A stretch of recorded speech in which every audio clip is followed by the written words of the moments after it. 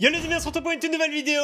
Aujourd'hui nous allons faire la FAQ tant attendue. Alors FAQ ce n'est pas un nom porno, hein, c'est une foire aux questions. Et vous avez été très nombreux sous mon tweet à poser des questions, à peu près 250 questions. Alors bien entendu je vous avais dit de poser toutes les questions que vous vouliez et j'allais y répondre sans tabou.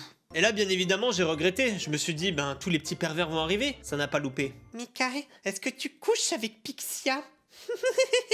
J'ai sélectionné au total les amis 16 questions où je vais répondre sans tabou, où je vais vraiment expliquer tout convenablement et j'espère que cette FAQ vous plaira. Si vous kiffez la vidéo, à la fin n'hésitez pas à bombarder les likes, à me dire en commentaire ce que vous avez pensé de ces réponses. Et n'oubliez pas de vous abonner à la chaîne YouTube et d'activer la cloche des notifications si c'est pas déjà fait. Parce que bon, avec ce titre racoleur, je pense que d'autres gens vont venir. Des gens qui ne sont pas abonnés, ils vont dire c'est qui ce fou là. C'est parti, première question de Aokraï qui me dit: es-tu toujours autant passionné qu'avant par YouTube ou tu as quelques baisses de motivation? Des vidéos comme à l'époque de Omegle en referas-tu? Alors lui, il a un petit peu abusé, il a posé deux questions en une. Oh, c'était pas autorisé ça. Non, plus sérieusement pour répondre, effectivement, je suis toujours autant passionné par YouTube. Alors, ce qui me plaît un peu moins, on va dire que c'est le montage. C'est vrai que j'adore tourner des vidéos, j'adore les faire, mais quand je dois passer au montage, je suis un petit peu plus lent. Je me dis, ouais, le montage, c'est vraiment ma partie que je déteste le plus, en fait, au final. Mais après, oui, je suis toujours autant passionné, j'adore faire des vidéos, enfin, j'adore la vie que YouTube a pu m'apporter, ce que vous avez pu m'apporter. Et c'est vrai que même de trouver de nouvelles vidéos, de nouvelles inspirations, bah déjà vous m'y aidez. C'est quelque chose qui me motive, c'est quelque chose que j'adore faire. Après pour les baisses de motivation, c'est vrai que des fois, et ça arrive qu'on soit moins motivé à certaines périodes, hein, je sais pas, des fois l'hiver t'es un peu moins motivé à faire des vidéos, même des fois l'été t'as plus envie de te baigner que de faire des vidéos. Et des vidéos comme à l'époque de Omegle, c'est possible qu'il y en ait d'autres, mais pour l'instant je sais pas quand.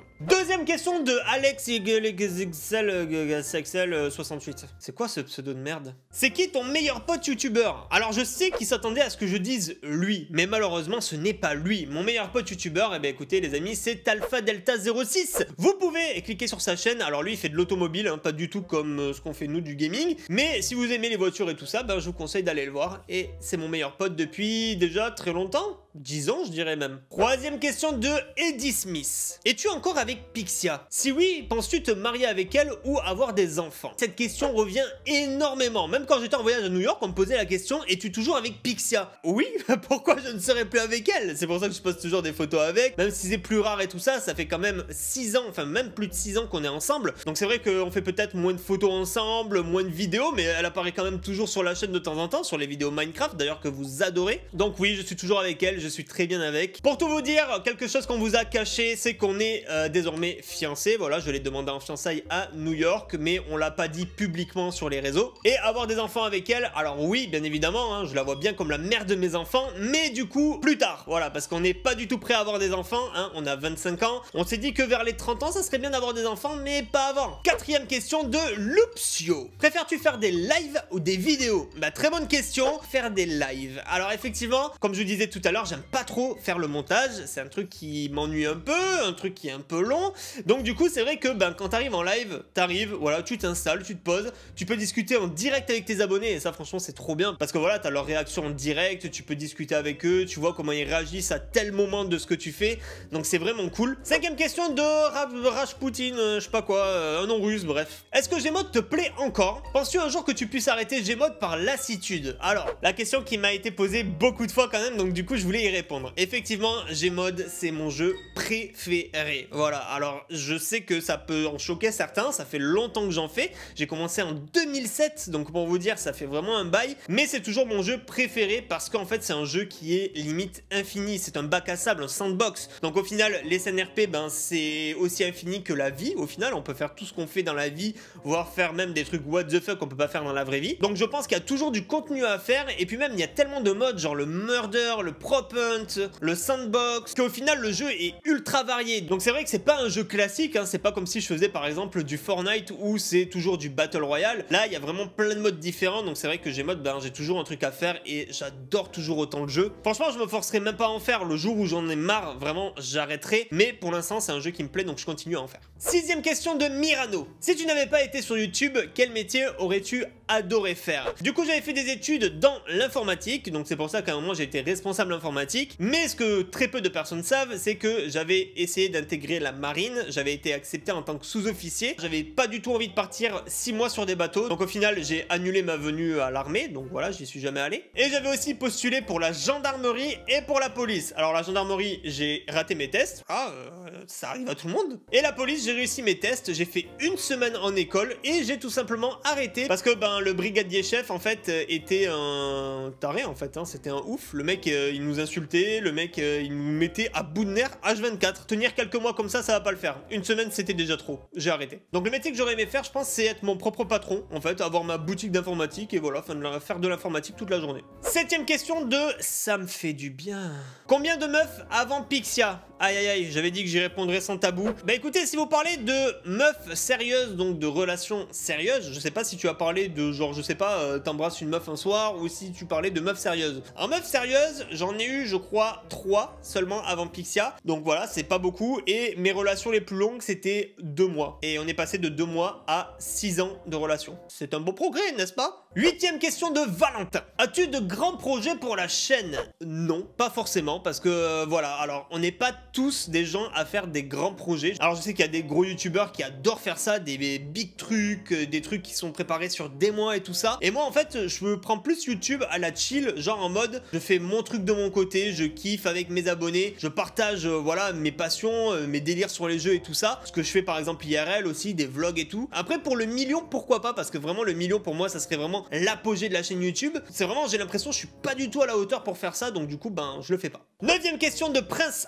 H. Dis-moi quel est le pire abonné que tu as rencontré et le meilleur. Le pire abonné que j'ai rencontré, je m'en souviens, c'était une fois à Intersport. J'étais au téléphone en train de parler et le mec, il arrive à côté de moi, il me prend comme ça et il me fait « Oh, t'es Garry's Cool, on peut prendre une photo et tout ?» Genre, j'étais au téléphone, il vient me toucher comme ça alors qu'on se connaît pas, tu vois. Enfin, il peut me dire « Salut, machin » en s'approchant. Mais il me touchait tout. Moi, j'étais là, genre en mode « Oh, qu'est-ce que c'est, tu vois ?»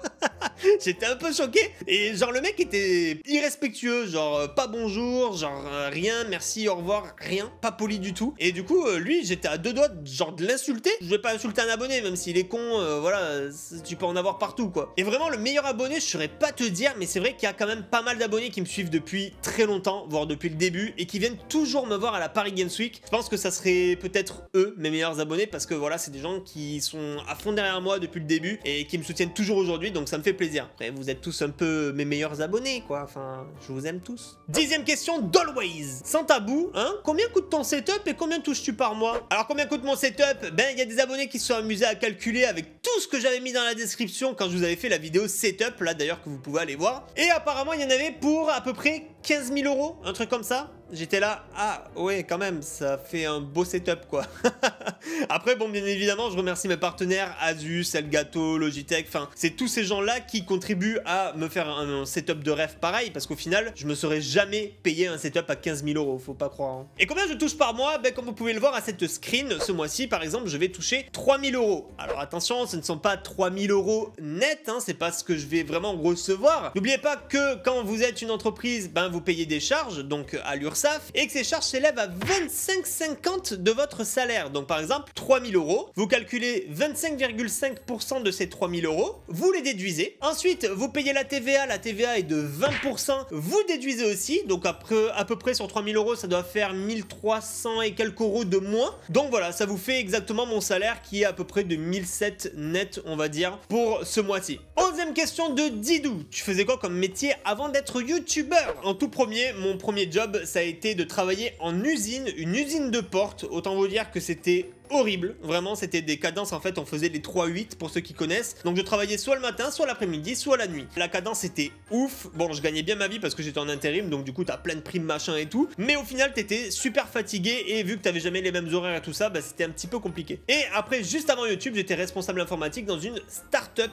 12ème question de Julien. À quel âge as-tu fait ta première fois? Oui les amis, je vous ai dit que cette vidéo serait sans tabou. Ma première fois, alors je l'ai faite très jeune, je vous conseille pas de le faire bien évidemment, moi moi ça m'est arrivé, mais voilà, si vous le faites à 20 ans, ce n'est pas grave, voilà, tout le monde fait ça à son rythme, et c'est surtout que moi, bon, j'ai fait ça sur un défi, donc bref, c'était un petit peu bizarre, mais j'ai fait ça à 13 ans. Oui, je sais, ça peut vous choquer, hein, mais bon, dites-vous que je connais des gens qui l'ont fait à 12 ans et tout, donc c'est un peu devenu n'importe quoi, hein, voilà. Mais bien entendu, vous mettez pas la pression, chacun fait ça à son rythme, ça viendra quand ça viendra, hein. 13e question de Jules. Est-ce que tu as déjà touché à la drogue? Alors les amis, je n'ai jamais touché à de la drogue, sauf une fois où un ami m'a dit: vas-y, tire sur mon joint. C'était de la weed, hein, dedans. Donc du coup, j'ai tiré sur le joint. Alors déjà, je suis asthmatique, donc je suis totalement débile, hein. Ne faites jamais ça quand vous êtes asthmatique. Ne fumez pas, ne faites rien. Et du coup, je l'ai fait. Ça ne m'a absolument fait aucun effet. Donc je sais pas, hein, voilà, peut-être que je l'ai mal fait ou quoi. Bref. En tout cas, ça m'a pas plu du tout. Et du coup, je n'ai jamais retouché à la drogue, ni de cocaïne, ni de rien du tout, ni de LSD, machin. Tout ça, j'ai jamais touché.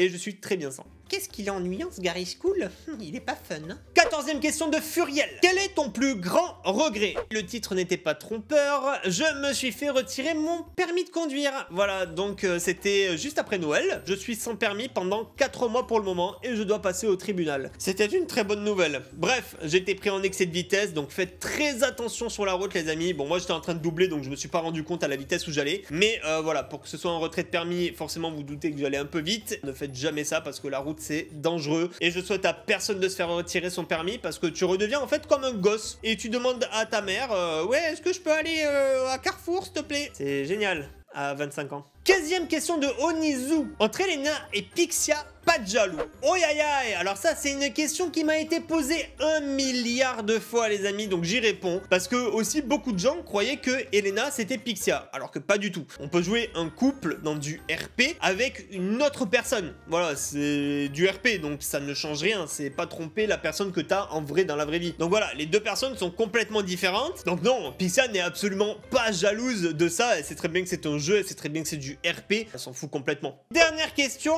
certainement la plus croustillante pour les pervers sexuels. La vie sexuelle avec Pixia, plutôt active, plutôt inactive? On a le droit à des chiffres? Alors bon les amis, je veux bien répondre sans tabou, je vais peut-être pas vous donner des chiffres, hein, ça varie de toute manière, des fois vous avez envie, des fois vous avez pas envie, mais la vie sexuelle avec Pixia est très active, voilà c'est tout ce que je peux vous dire, j'ai répondu sans tabou, donc j'espère que vous êtes contents. Les amis en tout cas si vous avez kiffé cette petite FAQ, n'hésitez pas à bombarder les likes, à me dire en commentaire ce que vous avez pensé de mes réponses, et moi je vous dis ciao ciao pour une nouvelle vidéo, salut!